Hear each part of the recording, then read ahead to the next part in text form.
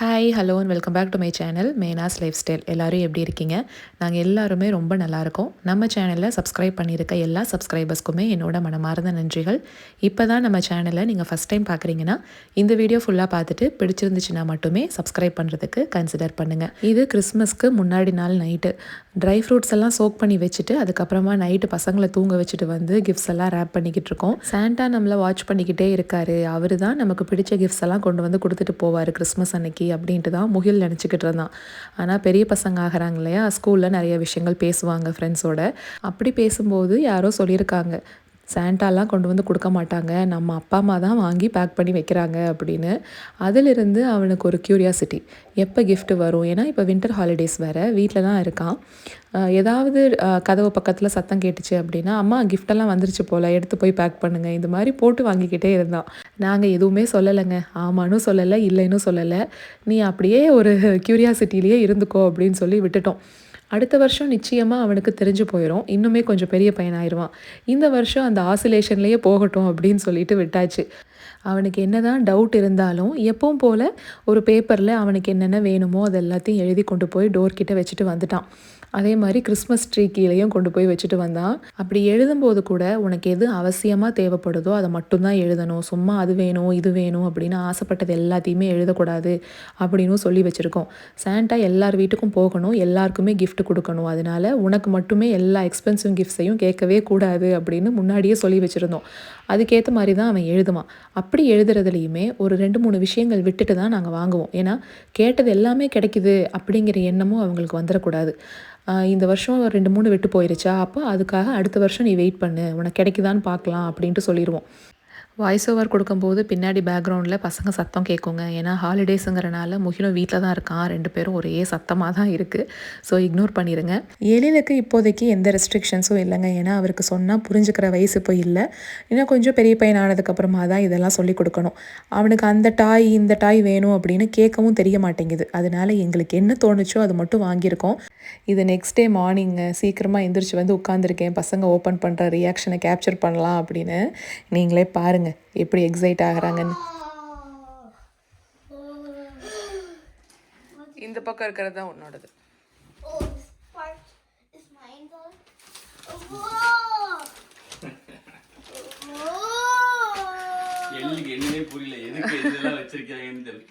Merry Christmas.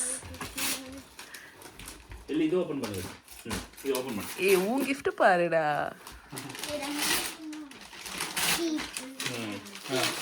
கட்டிலல வேணா, அப்படியே open பண்ணு. guys this voila.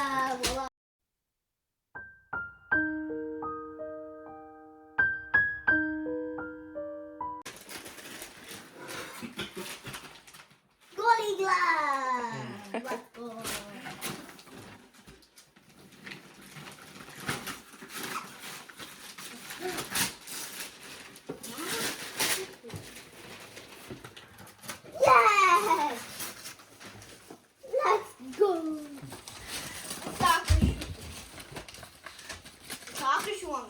ஆமா குட்டி. என்னம்மா அது? என்னடா அது? அவனுக்கு சாப்பிட்டு இல்ல அது என்னது? கத்தி எல்லாம் வேண்டாமா, அப்பா வேணா பிரிச்சு கொடுக்க சொல்லு. அது பிரி. இந்த இங்க போய். அதுதான் ரியாக்ஷன் பார்க்கணும்.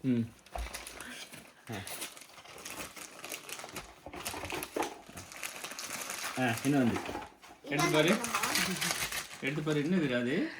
என்னடா அது குட்டி? அது பாரு, நல்லா பாரு என்னன்னு. என்னடா அது? Oh yes. இல்ல அது என்னன்னு சொல்லு. மூட் அது. வெளியில எடுத்து கொடுங்க. ஹாய். என்னது?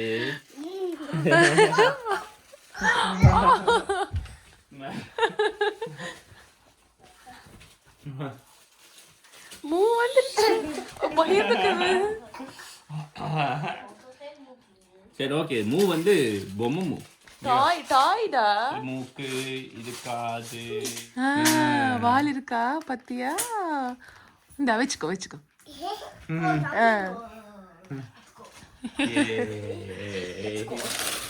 நீ பிரிச்சிட்டியா? இன்னொரு movie I'm gonna check if they're mine. ஆஹா, அதெல்லாம் உன்னோடது இல்லை, அது எரியல்து. இங்கே வா, உன்னோடது ஓப்பன் பண்ணியாச்சா? இங்கே வா காட்டு. இன்னொரு movie soccer shoes, goal keeper gloves, skipping rope, நீ கேட்ட வாட்டர் பாட்டில், ஸ்வெட்டர். கையில் பால் அடிச்சுன்னா வலிக்காதப்போ.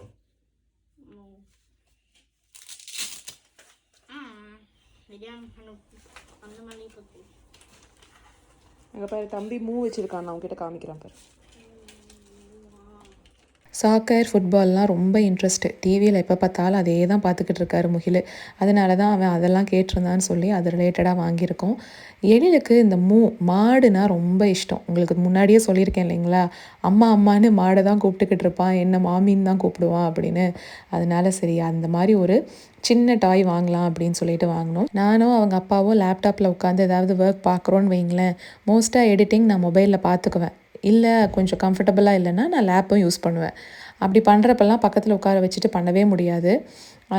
எல்லா நேரமும் அவன் தூங்கினதுக்கப்புறம் என்னால் ஒர்க் பண்ண முடியாது.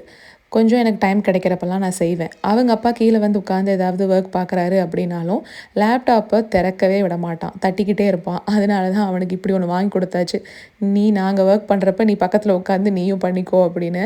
இப்போ கிஃப்ட்ஸ் எல்லாம் என்னென்ன வாங்கியிருக்கேன் அப்படின்ட்டு உங்களுக்கு காமிச்சிடுறேன். இந்த கோல் கீப்பர் க்ளவுஸ் வந்து ரொம்ப நாளாக முகில் வந்து ஆசைப்பட்டு கேட்டது. அதுக்கப்புறமா ஷூஸு, இனி ஸ்கூல் ஓப்பன் ஆக போகுது இல்லைங்களா, வின்டர் ஹாலிடேஸ் முடிஞ்சு, இதெல்லாம் தேவைப்படும். வாட்டர் பாட்டில் வந்து ஒடுங்கியே போயிடுச்சு அவனோடது பழசு. அதனால தான் ஒன்று புதுசு வந்து கேட்டுக்கிட்டே இருந்தான்னு வாங்கியாச்சு. எனக்கு ஸ்கிப்பிங்னா ரொம்ப இஷ்டங்க. ஒன்று வச்சுருக்கேன், அதில் டிஜிட்டல் ஸ்க்ரீன் மாதிரி குட்டியாக ஒன்று கொடுத்துருப்பாங்க, எவ்வளோ கேலரிஸ் வந்து இதாகுது, எவ்வளோ ஜம்ப்ஸ் எடுக்கிறோம் அப்படின்னு. அதுவும் இல்லாமல் எங்கள் ஹைட்டுக்கு ஏற்ற மாதிரி அது பெருசாக இருக்குது அப்படிங்கிறனால முகில் ஸ்கிப்பிங் பண்ணணும் அப்படின்னு கேட்டான்னா ஒவ்வொரு டைமும் அந்த அட்ஜஸ்ட்மெண்ட்டை மாற்றி மாற்றி வச்சுக்கிட்டு இருந்தோம். ரொம்ப நார்மலான ஒரு ஸ்கிப்பிங் ரோப்பு, கிட்ஸ் எல்லாம் யூஸ் பண்ணுற மாதிரி ஒன்று குட்டியாக அவனுக்காக வாங்கி கொடுத்துட்டோம்.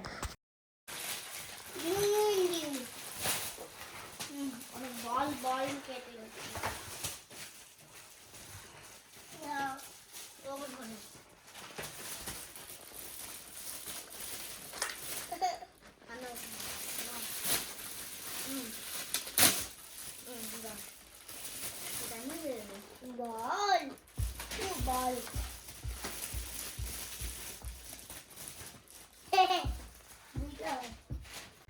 அவங்க அப்பா தாங்க இந்த பாலெல்லாம் வாங்கி கொடுக்கறது. எத்தனை பால் வீட்டில் இருந்தாலும் பசங்களோட அவர் விளையாடுறதுக்காகவே வாங்குவார்.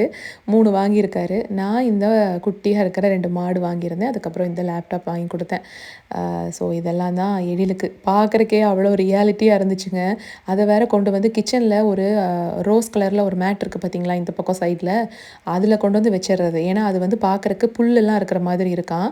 புல் மேய்தான் மாடு, அவரே கொண்டு வந்து அங்கே வச்சுட்டு போயிடுறாரு. ஸ்வெட்டர் நிஜமாகவே நல்ல குவாலிட்டியாக இருந்துச்சுங்க. ஒரே மாதிரி வாங்கலாம் அப்படின்னு பார்த்தா 2 பேருக்குமே ஒரே இதில் சைஸ் இல்லை. அதனால் வேறு வேறு வாங்குற மாதிரி ஆயிடுச்சு. ஆனால் ரெட் கலர் வந்து டாமினண்ட்டாக இருக்கிற மாதிரி பார்த்துக்கிட்டேன்.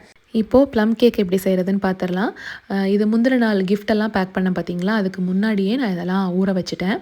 ட்ரை ஃப்ரூட்ஸ் எல்லாம் கொஞ்சம் எடுத்திருக்கேன். முதல்ல கட் பண்ணி போட்டது ஆப்ரிகாட்ஸ்.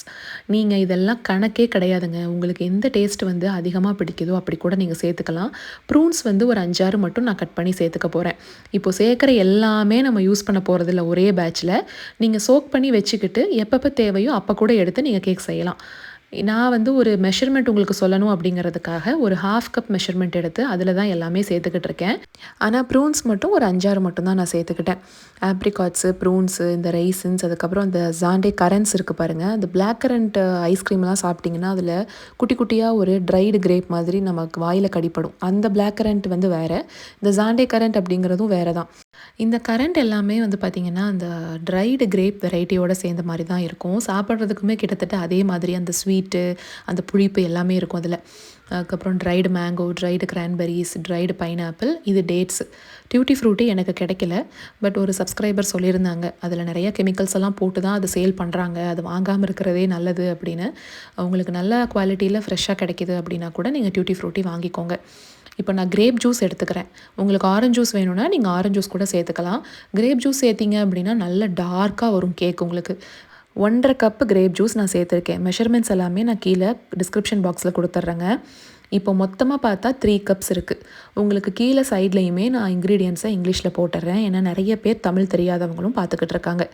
இங்கே நட்ஸ் எல்லாத்தையும் எடுத்து மைதா மாவில் இந்த மாதிரி கோட் பண்ணி மிக்ஸ் பண்ணி வச்சுக்கலாம். இது ஒரு ஓரத்தில் இருக்கட்டும். இதுவும் கணக்கெல்லாம் கிடையாது. உங்களுக்கு என்னென்ன நட்ஸு பிடிக்குதோ அது எல்லாமே நீங்கள் சேர்த்துக்கலாம்.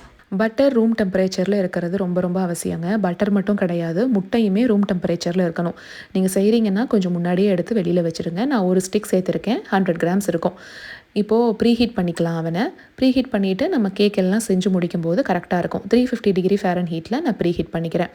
நீங்கள் ஒரு வேளை ஸ்டவ் டாப்பில் வைக்கிறீங்கன்னா குக்கரில் கொஞ்சமாக உப்பு போட்டு அதுக்குள்ளே ஒரு ஸ்டாண்டு வச்சு அதை ஆன் பண்ணி விட்டுருங்க. இல்லைன்னா ஒரு ஹெவி பாட்டம் வெசலை நீங்கள் உப்பெல்லாம் போடாமையே கூட நல்லா சூடுபடுத்திக்கோங்க. இங்கே 3/4 கப் இருக்கிற கப்லேயே நான் கொஞ்சமாக கம்மி பண்ணி தான் இந்த ப்ரௌன் சுகர் எடுத்துக்கிறேன். 3/4 கப்பில் ஒரு 2 ஸ்பூன் கம்மி பண்ணி ப்ரௌன் சுகர் எடுத்துக்கிறேன். உங்களுக்கு தேவைன்னா நீங்கள் 3/4 கப் கூட சேர்த்துக்கலாம். ஒயிட் சுகராக இருந்தால் கூட சேம் மெஷர்மெண்ட் தான். ரெண்டையும் போட்டு நல்லா இந்த மாதிரி பீட் பண்ணிக்கோங்க. ஒரு ஸ்பேச்சுலா வச்சு அப்பப்போ இந்த மாதிரி தள்ளி விட்டுக்கோங்க. இந்த பீட்டர் நான் அமேசானில் தாங்க வாங்கினேன். இப்போ அவைலபிளாக இருக்கான்னு தெரியல. இருந்துச்சுன்னா லிங்க் கொடுக்குறேன். 3 முட்டை எடுத்திருக்கேன். 3மே ரூம் டெம்பரேச்சரில் இருக்கிறது ரொம்ப ரொம்ப அவசியம். அதுக்கப்புறம் அதையும் நல்லா இந்த மாதிரி பீட் பண்ணிடுங்க. ஓவர் பீட்டிங் அவசியமே இல்லைங்க. எல்லாமே நல்லா கலந்து இந்த அளவுக்கு வந்தால் போதும். விப்பிங் க்ரீம்லலாம் அந்த ஸ்டிஃப் பீக்ஸ் வரும் பாருங்கள், அந்த அளவுக்கெல்லாம் வரணுங்கிற அவசியம் இல்லை. நல்லா இந்த மாதிரி கலந்து விட்டுருங்க. கலர் சேஞ்ச் அந்த லைட் எல்லோயிஷ் வந்திருக்கு பார்த்தீங்களா, அது வந்தால் போதும். இப்போ மொலாசஸ் சேர்க்க போகிறோம். உங்களுக்கு ஒரு வேளை இது இல்லைன்னா தாராளமாக நீங்கள் ஸ்கிப் பண்ணிவிட்டு கேரமலைஸ் பண்ணியிருக்க சுகரை நீங்கள் சேர்த்துக்கலாம். இல்லைனா நான் HEB ஷாப்பிங் வீடியோவில் காமிச்சேன் பார்த்தீங்களா, கேரமல் சிரப் கூட நீங்கள் சேர்க்கலாம். நான் இந்த மொலாசஸ் 3 டேபிள் ஸ்பூன், ஒரு டேபிள் ஸ்பூன் கணக்கில் 3 ஸ்பூன் நான் சேர்த்துக்கிறேன். அதுக்கப்புறம் 1 டேபிள் ஸ்பூன் அளவுக்கு கிரேப் ஜூஸ், ட்ரை ஃப்ரூட்ஸ் எல்லாம் ஊற வச்சுருந்தோம் பாருங்கள், அதிலிருந்தே ஒரு ஸ்பூன் எடுத்து நான் சேர்த்துக்கிட்டேன். மொலாசஸ் சேர்க்கறதுனால நல்ல டார்க் கலரில் கிடைக்கும் இந்த ப்ளம் கேக்கு. இப்போது ஸ்பைஸ் பவுடர் எல்லாம் சேர்த்துக்கலாம். Nutmeg, try ginger, cinnamon, gloves இதுதான் நான் சேர்த்துக்க போகிறேன்.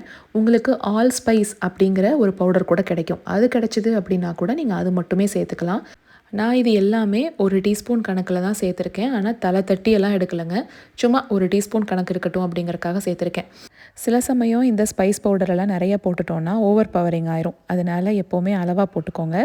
1 டேபிள் ஸ்பூன் ஃபுல்லாக பேக்கிங் பவுடர், 1 டீஸ்பூன் ஃபுல்லாக பேக்கிங் சோடா, 1/4 டீஸ்பூன் உப்பு இதெல்லாம் சேர்த்துட்டு ஒன்றா கலந்து விட்டுருங்க. பேக்கிங் பவுடர் பேக்கிங் சோடா கணக்கு கண்டிப்பாக கரெக்டாக தான் சேர்க்கணும். 1 tablespoon baking powder, 1 teaspoon baking soda. Refined oil 1/4 cup மட்டுமே நீங்கள் சேர்த்துக்கோங்க. அதுவே கரெக்டாக இருக்கும். நான் சாஃப்ளார் தான் எடுத்திருக்கேன் ரீஃபைண்ட் ஆயிலில். 1 கப் அளவுக்கு ஆல் பர்பஸ் ஃப்ளார், அப்படி இல்லைன்னா மைதா, அப்படி இல்லைன்னா கோதுமை மாவு கூட எடுத்துக்கலாம். நான் போன வருஷம் கோதுமை மாவில் தான் செஞ்சுருந்தேன், அதுவும் நல்லா இருந்தது. 1 கப் மெஷர்மெண்ட் அப்படிங்கிறது 240 கிராம்ஸ் இருந்தது எனக்கு. இப்போது கலந்து விட்டுட்டு அதே 240 கிராம்ஸுக்கு ஊற வச்சுருக்க அந்த ட்ரை ஃப்ரூட்ஸ் எல்லாத்தையும் எடுத்து இதில் சேர்த்துக்கலாம். இது 1/2 கப்பு, அதனால் 2 கப் நான் சேர்க்குறேன். நீங்கள் 1 கப் மெஷர்மெண்ட்டில் ஒன்றா போட்டுக்கோங்க. சும்மா 2 கை அளவுக்கு இந்த நட்ஸ் எல்லாம் எடுத்து தூவி விட்டு ஒன்றா கலந்துருங்க. அவ்வளவுதான். கொஞ்சத்தை நான் வச்சுருக்கேங்க. பேனில் கேக்கெல்லாம் போட்டதுக்கப்புறம் மேலே மறுபடியும் கொஞ்சம் கார்னிஷ்க்கு தேவைப்படும் அப்படின்னு. கன்சிஸ்டன்சி பார்த்தீங்கன்னா இந்த மாதிரி தான் இருக்குது எனக்கு. நான் ரவுண்டு பேன் 7x3 அப்படிங்கிற சைஸில் எடுத்திருக்கேன். அந்த பார்ச்மெண்ட் பேப்பர் போடுறதையுமே ஒரு சிஸ்டர் காமிக்க சொல்லியிருந்தாங்க. அதனால் டீட்டெயில்டாக இப்போ காமிக்கிறேன். அந்த பட்டர் பேப்பரை தூக்கி போடாமல் அதில் இருக்கிற பட்டரை நல்லா இந்த மாதிரி ஸ்ப்ரெட் பண்ணிக்கலாம். ரூம் டெம்பரேச்சரில் பட்டரை வச்சுருந்தோம் அப்படிங்கிறதுனால நிறைய கொஞ்சம் அதில் ஒட்டி இருந்திருக்கும். அதை வேஸ்ட் பண்ணாமல் ஃபுல்லாக தடவி விட்டுருங்க. இப்போது ஒரு பார்ச்மெண்ட் பேப்பர் வந்து நான் 4ஆக ஃபஸ்ட்டு மடிச்சுக்கிறேன். மடிச்சுட்டு அதையுமே இந்த ராக்கெட்லாம் செய்வாங்க பாருங்கள், அந்த மாதிரி க்ராஸாக ஒரு கோன் ஷேப்புக்கு மடிச்சுக்கோங்க. மடிச்சுட்டு இப்போது அந்த பாயிண்ட் எடுத்து சென்டர் ஆஃப் த பேனில் வச்சுக்கோங்க. இது நிறைய பேருக்கு தெரிஞ்சிருக்கும், தெரியாதவங்களுக்காக நான் சொல்கிறேன். இந்த மாதிரி சென்டரில் வச்சு இந்த இடத்த மார்க் பண்ணிக்கோங்க. சும்மா ஒரு பென்சிலையோ ஒரு பென்லையோ மார்க் பண்ணிவிட்டு அப்படியே கட் பண்ணிடுங்க. கட் பண்ணிட்டீங்க அப்படின்னா உங்களுக்கு அழகாக அந்த ரவுண்ட் ஷேப் கிடச்சிரும். மிச்சம் கீழே இருக்க பாருங்கள், அந்த பீஸையும் நம்ம வேஸ்ட் பண்ண போகிறதில்ல. அதையும் கட் பண்ணி பேனோட சைடில் நம்ம போட்டுக்கலாம். அது எப்படி பண்ணுறேன் அப்படிங்கிறத காமிக்கிறேன்.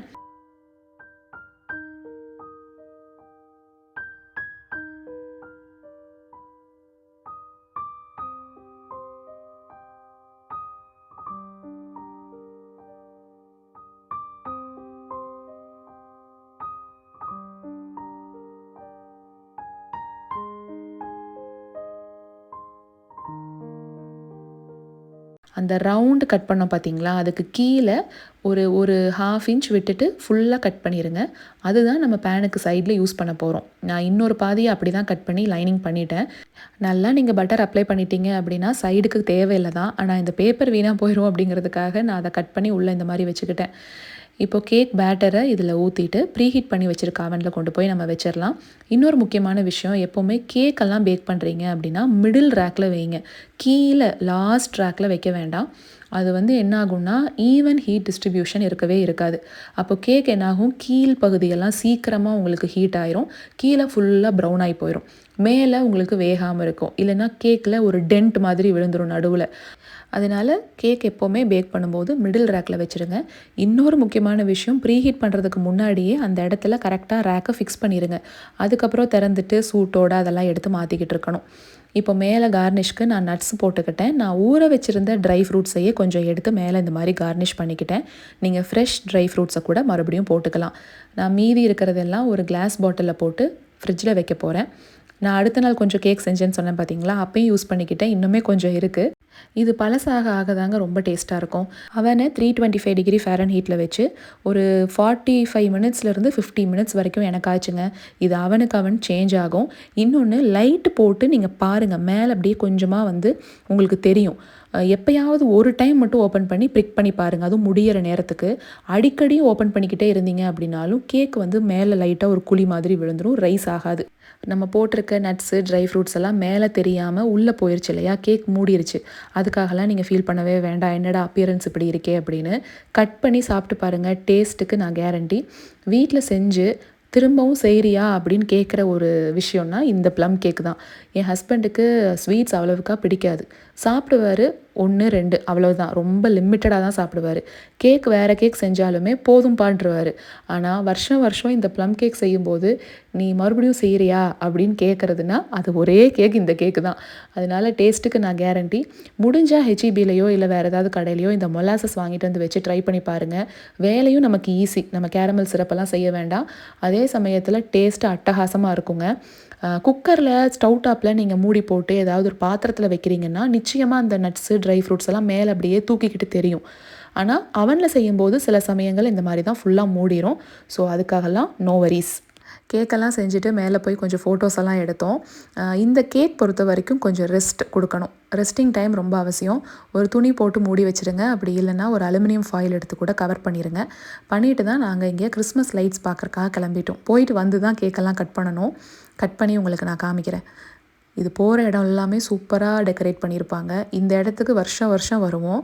ஆனால் போன வருஷத்தை கம்பேர் பண்ணும்போது இந்த வருஷம் கூட்டம் அதிகமாக தாங்க இருந்தது. இன்னொரு சந்தோஷப்பட வேண்டிய விஷயம் என்னென்னா, போன வருஷத்து குளிர் இந்த வருஷம் இல்லைங்க. போன வருஷம்லாம் ஃபுல் கவர் பண்ணிக்கிட்டு சாக்ஸ் இதெல்லாம் போட்டுட்டு தான் போகிற மாதிரி இருந்தது, அந்தளவுக்கு குளிர். இந்த வருஷம் என்னன்னே தெரிலங்க, குளிரே பெருசாக இல்லை. லைட்டாக குளிர்ச்சினாவே ஐயோ குளிருது அப்படின்ட்டு அலறவ தான் நானே சொல்கிறேன் பாருங்களேன், குளிரே இந்த வருஷம் பெருசாக இல்லை. போன வருஷம் ஷார்ட்ஸ் பார்த்துருந்தவங்களுக்கு தெரிஞ்சிருக்கும், லயன் கிங்கு இந்த மாதிரி தீமில் தான் லைட்ஸ் போட்டிருந்தாங்க. இந்த வருஷம் காரு, அதுக்கப்புறம் கொக்கோ கோலா இந்த மாதிரியான விஷயங்கள்லாம் வர்ற மாதிரி தீம் யூஸ் பண்ணியிருக்காங்க. பட் ஆனால் போன வருஷம் இன்னுமே சூப்பராக இருந்துச்சுங்க, அது ஒத்துக்க வேண்டிய விஷயம். கார் பார்க்கிங் பாருங்கள், கிடைக்கவே இல்லை. லாஸ்ட்டில் போய் நிப்பாட்டிட்டு அதுக்கப்புறமா வந்தோம். யாரையும் டிஸ்டர்ப் பண்ணாமல் நம்ம பார்க்குற மாதிரி இருக்கும். ஏன்னா இதெல்லாம் ரெசிடென்ஷியல் ஏரியா தான், எல்லோரும் வீடு இருக்குது. ஸோ பார்த்து ட்ரைவேலெல்லாம் நிப்பாட்டாமல் கொஞ்சம் தள்ளி நின்று யாரையும் டிஸ்டர்ப் பண்ணாமல் அவங்க பாட்டுக்கு வந்து நின்று பார்த்துட்டு கிளம்பிடுவாங்க. இது வந்து ஓன் பர்சனல் இன்ட்ரெஸ்ட்டில் அவங்க செய்கிறது தான். நானும் யோசிப்பேன், எப்படி இவ்வளோ டைம் ஸ்பெண்ட் பண்ணி இபி பில் எவ்வளோ வரும், எப்படி இதெல்லாம் வந்து மெயின்டைன் பண்ணுறாங்க அப்படின்னு. ஆனால் அவங்களுக்குன்னு ஒரு இன்ட்ரெஸ்ட் இருக்கு இல்லையா. வீட்டோட ஓனர் யார் என்னன்னு கூட நாங்கள் பார்த்ததில்ல. ஆனால் நமக்கு ஒரு டைம் பாஸ் கொடுக்குறாங்க, அதனால அவங்களுக்கு ஒரு தேங்க்ஸ் வந்து நம்ம சொல்லிக்கலாம். இப்போ நீங்கள் லைட்ஸ் எல்லாம் பாருங்கள்.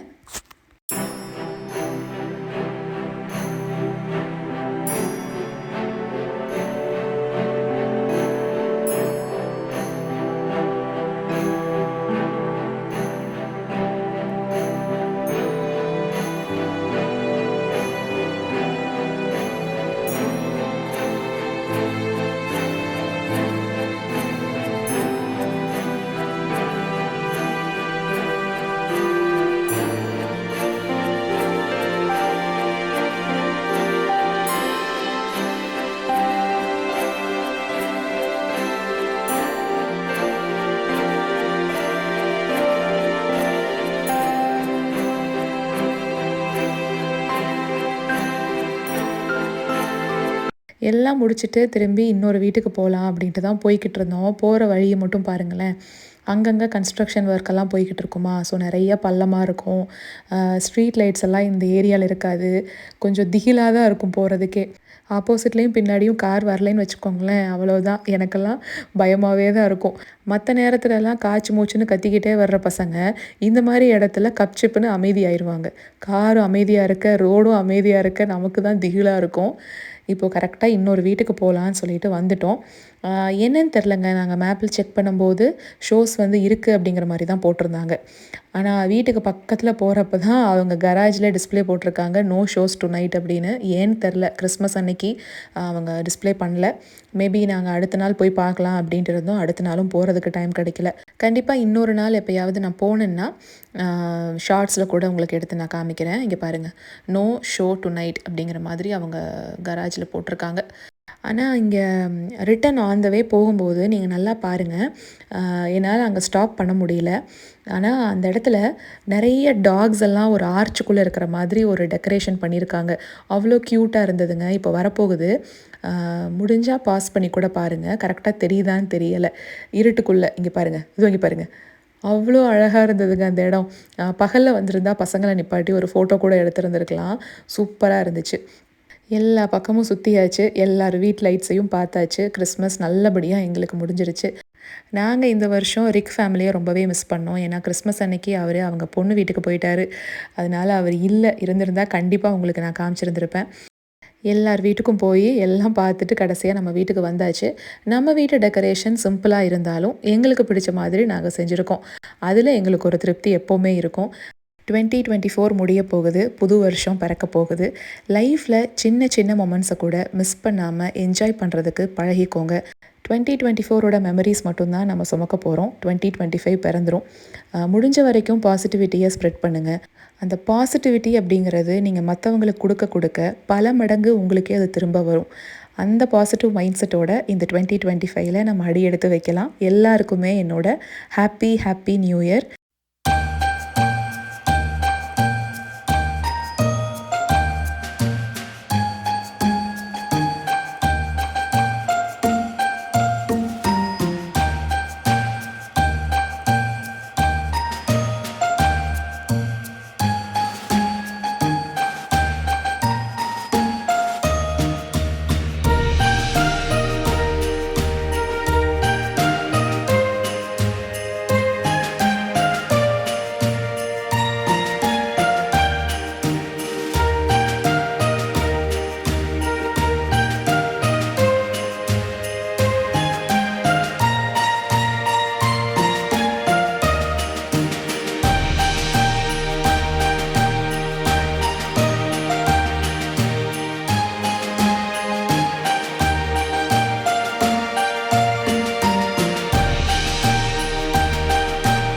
கீதா ராஜ் நம்ம சப்ஸ்கிரைபர், அவங்களோட பையன் ஜேசன், அதுக்கப்புறம் அவங்க ஹஸ்பண்ட் ராஜ், 2 பேருக்குமே டிசம்பரில் பர்த்டே. அவங்களுக்கு என்னோட பிறந்தநாள் நல்வாழ்த்துக்கள்.